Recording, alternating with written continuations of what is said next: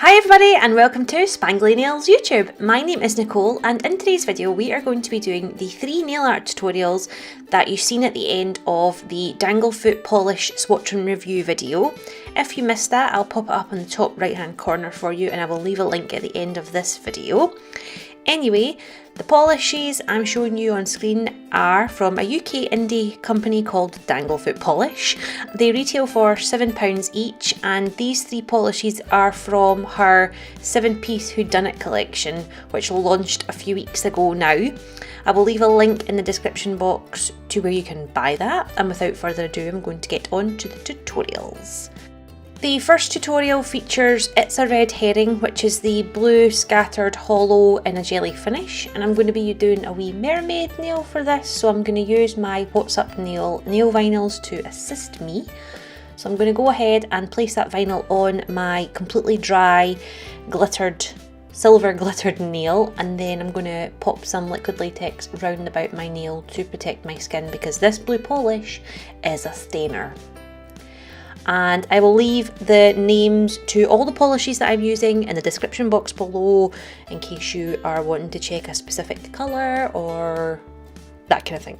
Anyway, I am now using various colours of blue and silver on the top of my stamper.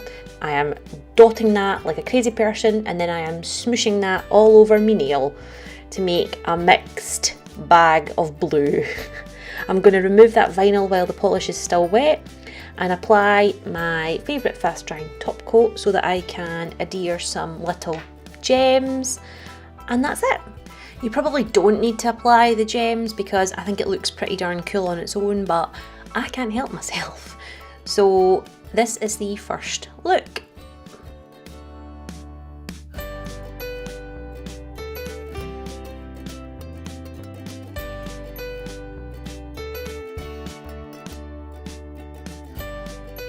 The second polish is a multi-chrome polish and it's called I Was Framed, and this is available with and without hollow, and I obviously have the hollow version. So this polish just screams autumn to me, so I had to do some autumnal leaves.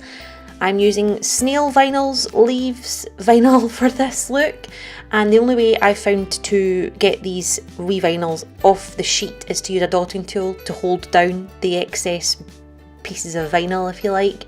Otherwise the whole thing just comes off. Anyway, I'm placing that vinyl onto my miracle mat and I am doing the exact same thing as I've done the last time, and that is dotting autumnal colours like a crazy person onto my stamper, and then I'm going to smoosh that straight onto the vinyl which is currently on my miracle mat.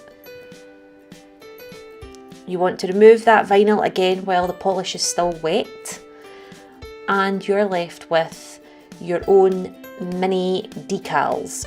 So once that's completely dry, you're going to need something to pick it off the mat with. I'm going to use tweezers and an orange wood stick. I'm going to apply a coat of my nude cream polish so that the wee decals have something to stick to, and then I'm going to start lifting them off the rubber mat and placing them onto my tacky nail. Woofed. Now I suppose you could do this with any vinyls that you have. Doesn't have to be leaves because this would work with any kind of shaped vinyl if I could speak today. So I'm just using my orange wood stick to flatten that so that it's completely flush to the nail, and I'm showing you here me applying the 2 larger leaves, but if you just use the smaller ones to fill in the gaps round about them, I've done that off camera because I ain't want to bore you here. You get the idea. I'm just going round the nail with acetone to melt any of the decals that are coming off the nail, if you like. And then I am finishing off with my favourite fast drying top coat, and that is design number 2.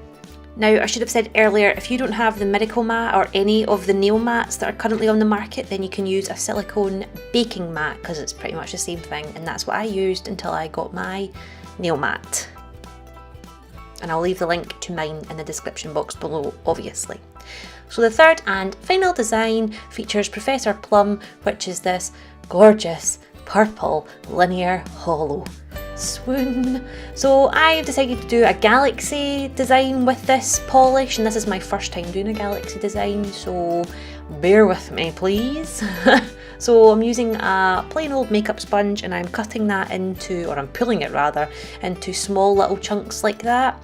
And then it's a case of dunking the wee chunks into various polishes to create a pretty mess on your nail.